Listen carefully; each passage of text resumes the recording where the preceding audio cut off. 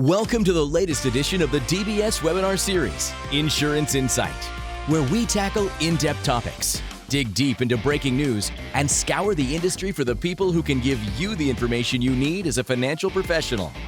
In these sessions, we give you the tools and analysis so you can better understand the products and solutions that will help you help your clients. Now, here's your host, Kurt Fausen, DBS Sales and Marketing Executive. Well, welcome back, everyone, to another edition of Insurance Insight. My name's Kurt Fausen, and we're so glad that you took time out of your day again to join us for another edition of what I expect will be a very helpful and timely conversation.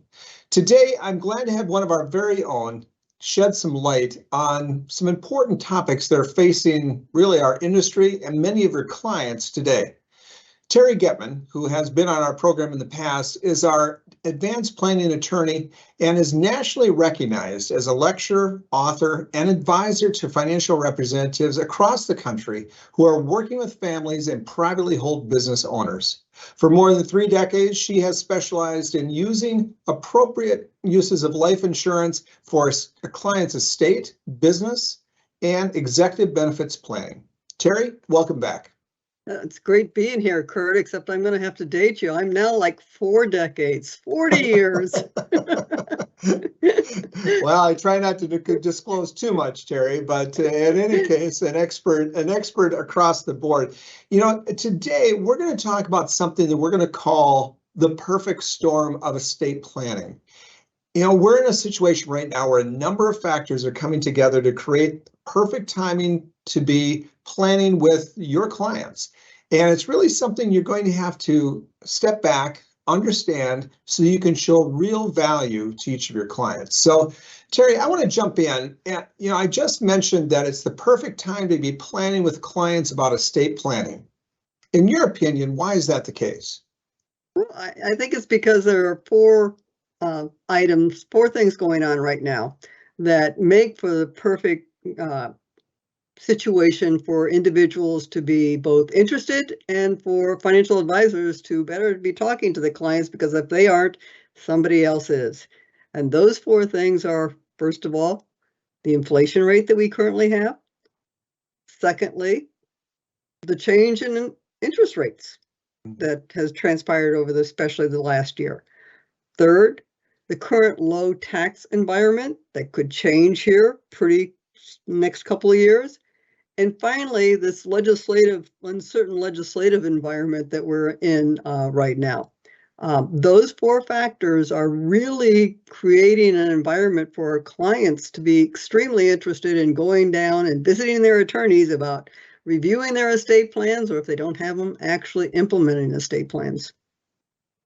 Well, I think those are 4 key points, and it really does create this perfect storm. So let's talk about those one at a time. First of all, you mentioned rising inflation. Now, how does that affect things when it comes to planning? Yeah, that's an item that a lot of times attorneys in particular don't take into consideration.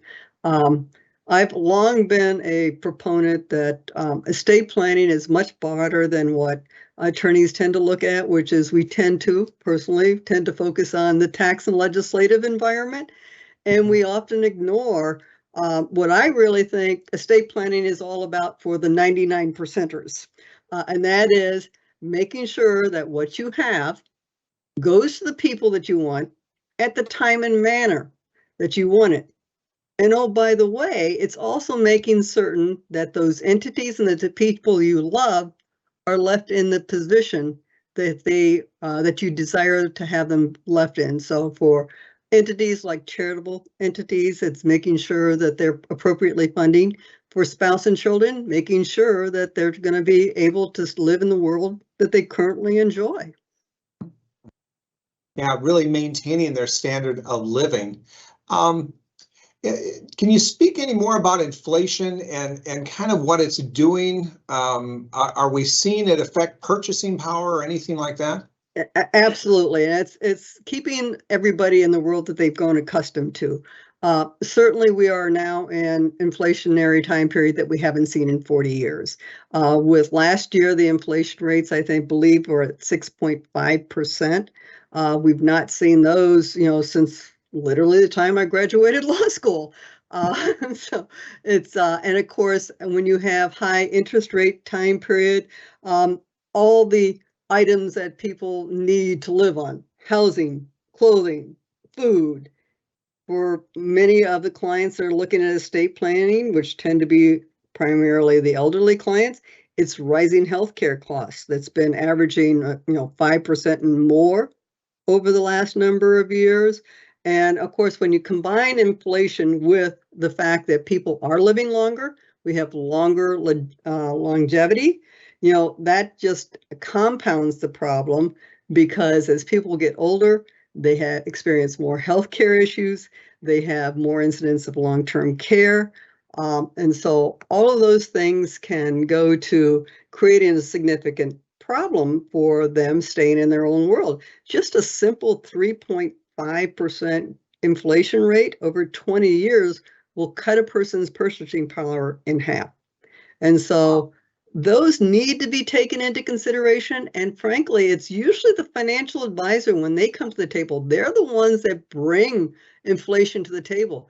The attorney doesn't tend to take that into consideration. So there's an important role for the financial advisor in the entire estate planning process.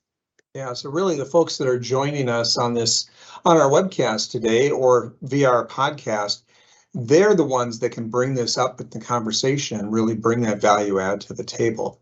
And I can really see how this definitely affects planning. Now, there are some life insurance strategies in this environment that can help, I assume. What might advisors on the call be aware of or need to be aware of when they're thinking about planning? Yeah. Well, certainly, for the traditional estate plan, life insurance death benefit is looked at from an estate tax liquidity provider. But for the 99% on the estate planning, which I think we sometimes forget when we think about estate planning, it's providing enough death benefit to take care of the children. It's providing enough death benefit so there's a survivor income. It's providing for the needs of a child that may have some special needs that need to be considered. It's providing a legacy to a charity. So death benefit has a significant role in that. And frankly, over the past 15 years now that we've seen the combination of long-term care and life insurance, more and more people are looking at life insurance as a way of protecting their dignity in older ages by adding that long-term care feature onto that life insurance policy. And then finally, I've seen article after article, even Ernst & Young has an article out now talking about the benefits of combining investments with life insurance to create a more sustainable or longer income during retirement. And so life insurance just has a critical role in that overall process from the estate planning standpoint. Yeah, that makes a ton of sense. And it really points out that first pillar that you spoke of, the four pillars that are creating this perfect storm, that the interest rate environment that is, or the inflation rather environment that's happening really is having an impact. And, there's some common ways that planners can take a look at using life insurance. But I want to move to the next part of your perfect storm pillars, and that's interest rates and the shifting interest rates. Can you just elaborate just a little bit more for our viewers? What are you getting at with the shifting in interest rates comment? That goes to actually a conversation I even had just a couple of hours ago with the financial advisor, who was saying, okay, given today's environment, how does interest rate play, and what strategies are more inclined to be used in today's environment? As I explained to him, when interest rates are rising, there are certain strategies that are more appealing in quote unquote higher interest rates environments. And when interest rates are low, there are other estate planning strategies that tend to be more efficient from a tax standpoint. And then when you combine those strategies with the extensive exemption amount, the large exemption amount that we have today, it's possible to transfer significant amounts of wealth using the interest rate strategies in conjunction with the high exemption amount. Now, at this point, there must be some insurance actual planning strategies that we should be thinking about when it relates to this. Absolutely, absolutely. So today we're in a rising interest rate strategy. And Right. so today the strategies that kind of fit that market are charitable remainder trust and qualified personal residence trust, often referred to between the two CRT and QPERTs. We always love our acronyms, not only in the insurance industry, but the legal industry likes their acronyms as well. And so for somebody that is charitably inclined, today a charitable remainder trust is a viable strategy. And of course, a charitable remainder trust also can create an income stream for the individual. A QPERT is a strategy for somebody that has maybe a significant part of their estate is a significant asset in real estate, their personal residence or a vacation home, because it can also be a secondary vacation home, especially those individuals in California that, the garage is worth $1 million. That strategy. In contrast, when you had lower interest rates, as we did, just, a year and a half ago, in those situations, you tend to see charitable lead trust as opposed to the charitable remainder trust. You tend to see grant or retained annuity trusts, which that was the technique that most attorneys were using. You tended to see interfamily loans. You tend to see sales to intentionally defective trusts, because when the interest rates are low, those mean that you're able to get more appreciation out of the estate using those strategies on an effective means. So the strategies that we used 2 years ago are different than the strategies that we're going to use today, and then combine that with the high exemption amount to pass the significant wealth. Yeah, and I think that's one of the key points that I hope everybody's picking up on. So just because the perfect storm is happening and interest rates are rising and inflation is taking off, that doesn't mean there isn't a way for us to plan. And by just taking time, stepping back and looking what techniques are out there, like the charitable remainder trust, like the QPERTs, you have the ability to continue to do some pretty substantial estate planning as we come into this perfect storm. All right, let's move to the third. There is one thing that I would kind of caution you, as I was talking to this very wise advisor who's done quite a bit in the estate planning area. Don't overload your client on the first thing with all these wonderful strategies, because we can do lots of strategies and we can get really, really complex. And when you do that, you tend to frighten the client. So baby steps. Take baby steps, and baby steps may be something as simple as, how about if we just do an annual exclusion gift, to pay for, to provide some, benefit to the next generation. Get them used to the baby steps before you dive off some of the deep end with some of the more complex arrangements. Terry, it's a great reminder, right? There are many ways that we can help the clients, that you as advisors can help your clients, but you're not probably going to just come in and dump a wheelbarrow of ideas in front of their feet. Instead, it really takes that methodical approach. And I think that's sage advice, Terry. Let's go to the third pillar of the perfect storm, and that's lower tax rates. Now, I'm sure many people that are listening to us today know about the federal estate exemption. It's still high and income brackets are low. And then the Tax Cuts and Jobs Act, there are some things that are going to sunset in 26. Can you maybe just shed a little bit of light on what's really happening there? Yeah, come January 1, 2026, a number of provisions that were included in the 2017 Tax Cuts and Jobs Act will end. They expire. And the big one in the estate planning area is the exemption amount. Currently, the exemption amount, which is the amount that you can pass to to children or grandchildren or me, is $12,920,000, pretty close to $13 million.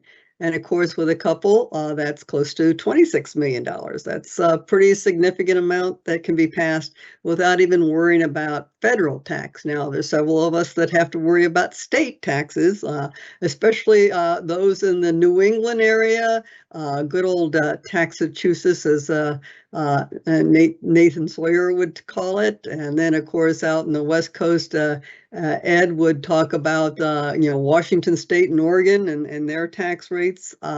So in those states, you're looking at $1 million, $2 million that, then you start hitting the state death tax.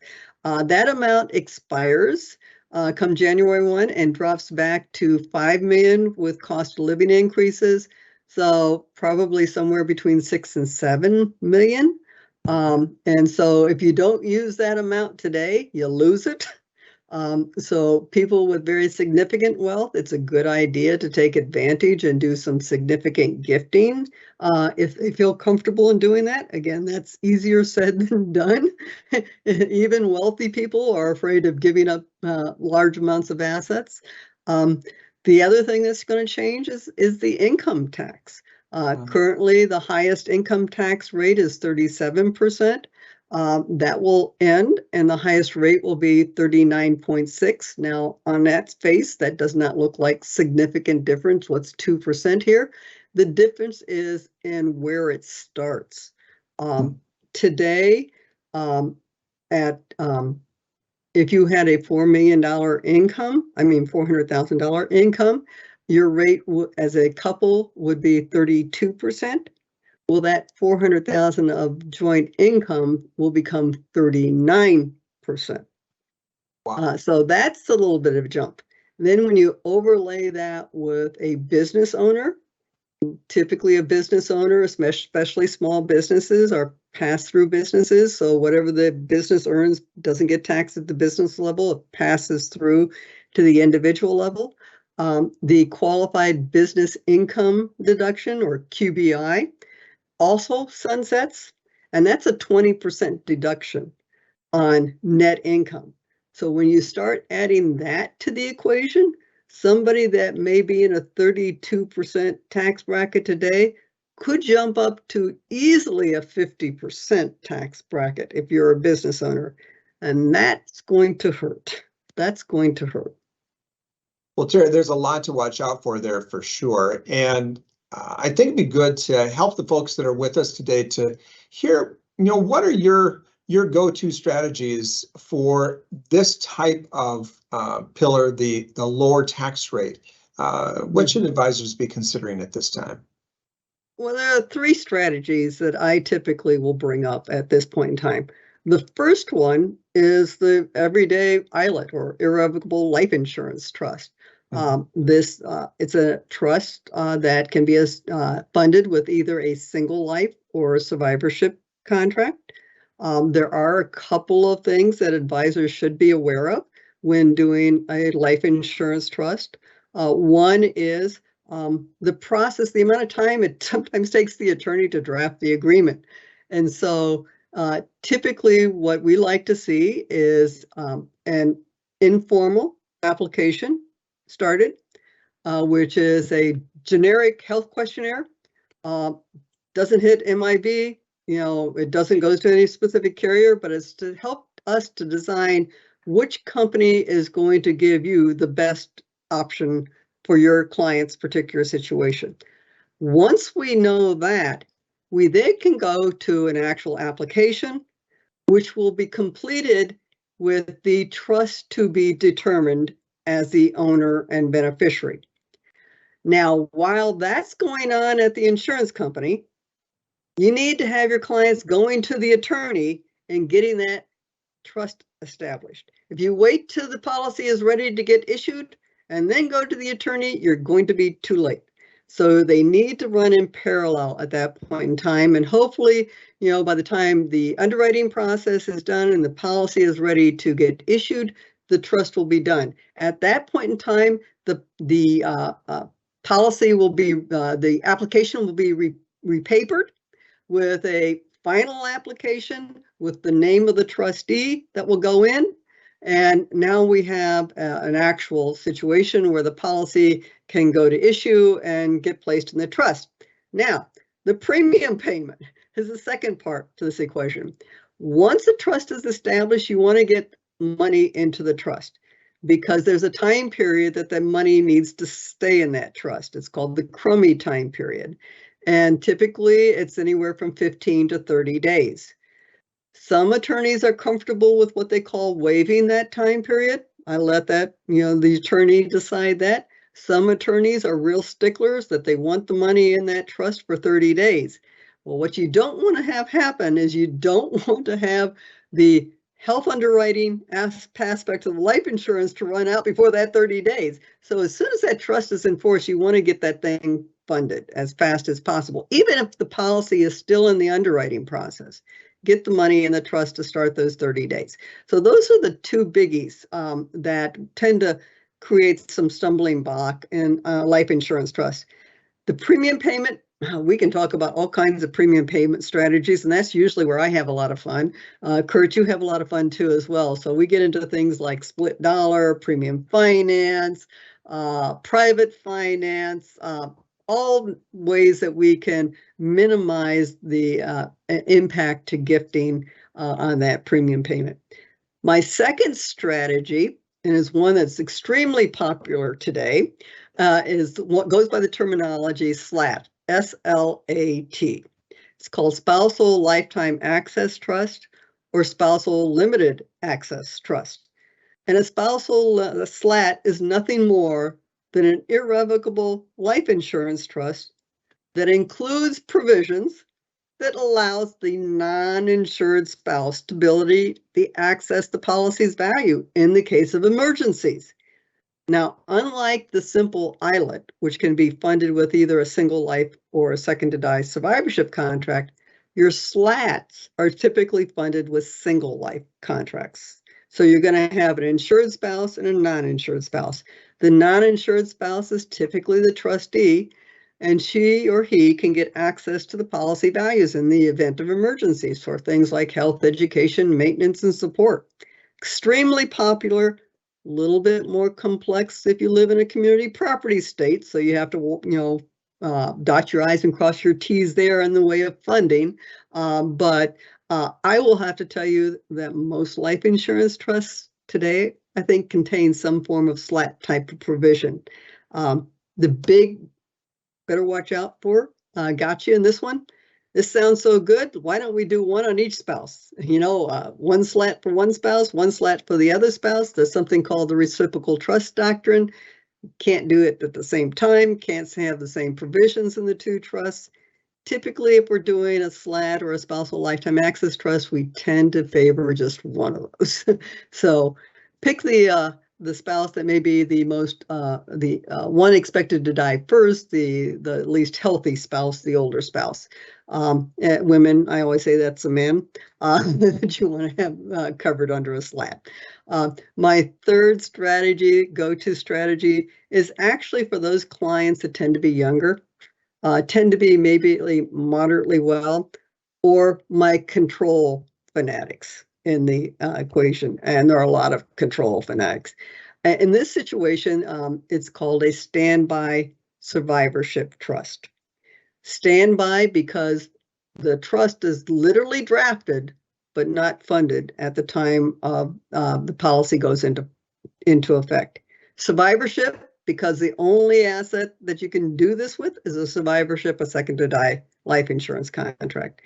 I like to call this as nothing more than a fancy ownership provision, because what you're doing here is you're taking a second to die life insurance contract, and the spouse that you think will be the first to die is going to be the owner of the policy and the premium payer on the policy. The contingent owner and the primary beneficiary is going to be the standby trust. And what is this standby trust? Well, it could be a life insurance trust. It could also be the Family B Credit Shelter Trust under estate planning documents. The point is, the policy itself is not in the trust yet. It actually continues to be owned by one of the insureds. So there's no gifting. There's no loss of control. If you need access, you can get access. Now, obviously, the problem here is if that person that owns the contract dies, something's includable in his estate. And what's includable is basically the value of the policy, cash value, interpolated terminal reserve, something like that. It's not the death benefit because it's a second to die contract. And so what happens is at the death of that policy owning spouse, the policy simply moves to the contingent owner into the ILIT or the B trust. Now you basically have a life insurance trust owning the contract, just as if you had transferred it originally.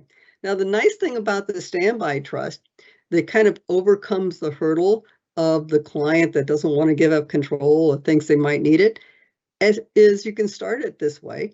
And if you want to, at some point in time when they feel more comfortable about transferring it to the trust, they can do that at that point in time. There is a 3-year rule that you have to address, where a policy will be brought back into that one person's estate. Again, we don't have death benefit. So, the concerns of the 3-year are legitimate, but, because of the type of the product, we kind of temper that.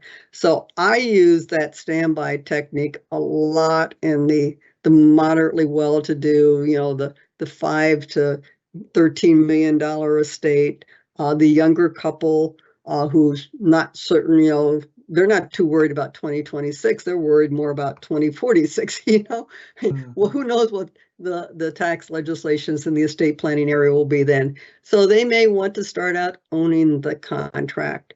And when they feel more comfortable, when they have a better idea about maybe what the legislation might be, transfer it at that point in time. So it's a good way of taking the baby steps, starting them forward.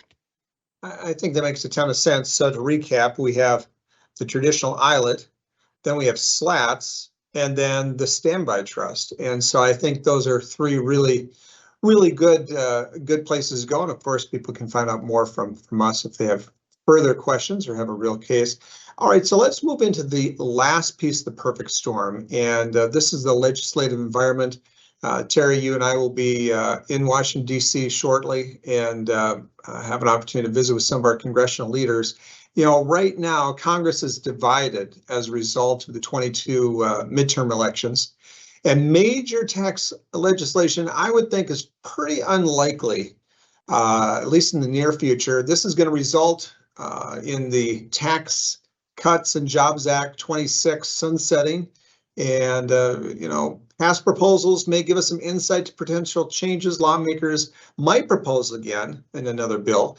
But would you take time to highlight the proposals that financial professionals that are listening today really need to know about as we start heading into this next legislative cycle?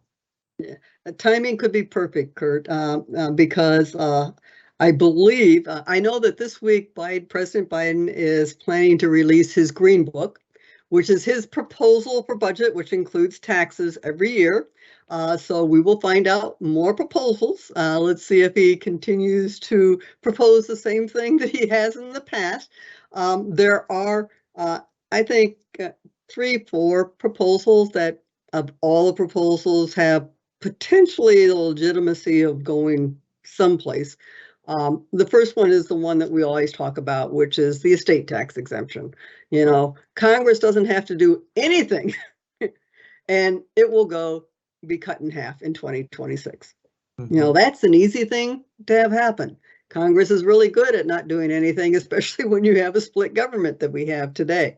So certainly that's an area that we want to watch. Now, we could also have legislation that could result in the exemption amount being enacted this year, down to 5 million. It could even go as low as 3 million. President Biden has proposed that in the past. The second one is the gift tax exemption. Now, we're so used to talking about the unified estate and gift tax exemption, the exemption being 12.92, get that transposed there, today. And the gift exemption is the same as the estate exemption, but you might remember just a few years back, they weren't the same. Right. So again, we have proposals that are out there that say, so you want to leave the exemption will sunset to 6-7 million here in 2026, but why don't we make the gift exemption $1 million? So that would mean that you could only gift 1 million over and above your annual exclusion amount and not the 6 or 7 million. That's a very possible strategy that we could see. The third is higher rates. We're currently at a flat 40%. Once you are over the exemption amount, the next dollar is going to be subject to 40% estate taxes. Our good buddy Bernie Sanders and Elizabeth Warren have proposed as high as 65%, especially for that group of, 1/2 1%, the billionaires out there. So that's certainly a possibility. We always like to tax the people more that seem to can afford it. You're now seeing that a little bit in the state of Minnesota, in fact. So we could certainly see that. And then finally, another area that kind of goes hand in hand with, the billionaires is somebody who's worth a lot can afford to keep money tied up from one generation to the next generation to the next generation. The old perpetuity, dynasty trust, GST trust, they all are the same. There has been and there continues to be repeated legislation to limit the time that you can keep property in trust. And so it could be, again, a piece of legislation that says you can only keep property in trust for 50 years. After that, it's deemed to be distributed, triggering taxes at that time of distribution. So those are the, 4 areas that I think are most likely, some of them because of inaction. Now, we have had other areas that have popped up and kind of terrified those of us in the insurance industry, certainly, the inclusion of the grantor trust assets in a person's estate. Most life insurance trusts are grantor trusts. That's a concern. The inability to do discount planning in family businesses when you've got assets other than operating type assets in a business are certainly out there. The deemed triggering of income tax on a gift to an asset of an asset to an entity.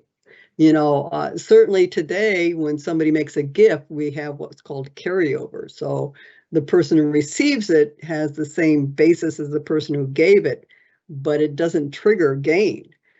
Certainly, that's a proposal that has been in Biden's Green Book time after time, where he's proposing that a gift would be actually a realization event for income tax purposes. So we could still see some of that come popping up. I don't know that we're going to see some of those proposals are so drastic or difficult to draft that I don't see those types of things implementing. The changing of the rates, reducing the exemption amount, those are easy. Those are easy to draft, easy to implement, and can be implemented at least as to the exemption amount simply by doing nothing. Well, I think we'll wait and see what happens, right? See if they're willing to take on the tough stuff, or if they're going to take the easy card and do the do nothing part, and that will. Either way, it's going to result in some big changes. And as I listened to you today, and I've had many of these conversations outside of this conversation and talked about what's happening, as you said earlier, it can really become overwhelming. It become overwhelming for the client, it can be overwhelming for an advisor. Can you give some thoughts around a way to start the conversation now, while this is really a timely topic for many advisors and should be a timely topic for many of their clients? Yeah, really step back, and it really boils down to where do you want your property to go? And you've got 3 options. They can go to your children or your heirs. It can go to a favored charity, or it can go to the government in the form of taxes. Now, I think most people would rather choose 1 or 2 over 3. And frankly, sometimes 2 is more difficult. I do have one client that we've been working with for a long time, and him, he's planning on giving, everything to Harvard, but most people, if they love someone or love something, they're going to choose that over the government, which most of the time they don't tend to love, you know? Yeah, I think just having that simple conversation, right? If you have an estate, which everybody has an estate, you need to be thinking about where it's going to go and make a decision. If doing nothing, that is a choice. That is a planning option, and it may result in more taxes. Or if you really have a desire to give it to your heirs or to a charity, that's going to take a little bit of thought and a little bit of planning, and there are ways to do that. So let's talk a bit more about the topic. What are some specific actions items can work with their clients on creating that can lead to maybe the bigger discussion that we're getting at here? Yeah. There's one advisor I deal with quite a bit. He says, okay, let's start with first base. First base becomes documents, and I think you can split documents into two categories. There's what I call the selfish category, which is taking care of yourself. Those are things like powers of attorneys, so if you become incapacitated, somebody can handle your financial affairs. There are healthcare directives. There are the long-term care plans, taking care of, so that you can stay, so you can continue to live a life of dignity in the event of some long-term infirmary. So there is that part of the component. Then there are the I love you components of estate planning, which tend to get into things like your legacy planning, your wills, revocable living trusts, irrevocable living trusts come into that. Although, they would call that maybe second base when you get to the irrevocable life insurance trust. For business owners, it's putting together their business succession plans. It's their buy-sell plans that come into discussion. And then finally, you've got the third step, the baby steps, which is when you start getting into the more sophisticated planning. Start with the simple ones, annual exclusion gifts, simple, not so threatening, not giving a large amount. If you want to then get into larger amounts, maybe exemption increases that we talked about. There's been some pretty increased cost of living increases in the exemptions. Maybe we can get our client to just take advantage of those increases. Then ultimately, maybe some of the exemption itself. There's discount planning with businesses in real estate that we can reduce the value by some planning. There are assortment of trusts, from the simple ILA, SLATs, spousal lifetime access trust, dynasty trusts, CUPERs, CRTs, the alphabet soup that we tend to get into in the legal mumbo jumbo. And then finally, the charitable planning for those that want to leave some type of charitable bequest. So baby steps, start with the selfish ones, taking care of themselves, and then move to providing for loved ones. Yeah, it makes a lot of sense, right? So I think a main message as we went through this today is you need to take it slow. You need to think through those steps very carefully, but know that you've got a partner along the way in DBS. Terry, this has been a fantastic discussion, as it always is. And I think the goal here is to help all of you that joined us to understand how you can turn this quote perfect storm into really the perfect opportunity for moving to a more secure future for your clients and helping them to navigate this storm with confidence and to give you confidence. You've got the team here with Terry Getman and the rest of our associates, from our case designers to our talented underwriting staff and more, that are here to help you, whether it's a complicated large face amount or it's a difficult case from a health standpoint or difficult case from a complexity standpoint when it relates to how the estate is set up or the types of trusts. We're here with you every single step of the way. I'd encourage you to take a second and take a look at our website and look at some of the resources we have for you to get started. I'd go out to our DBS website and look at some of the resources that, in fact, Terry Getman, our guest today, has written many of these, if not all of them, and to give you some insight of what you can do when it comes to estate planning.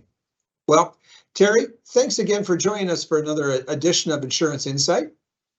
It's great being here. And as you said, anybody's out there that has questions, I'm here to help. I will be on the phone with you, your client's advisor, I do that day in and day out. Absolutely. Well, again, thanks everyone for joining us today. And until next time, be well, take care, and be safe.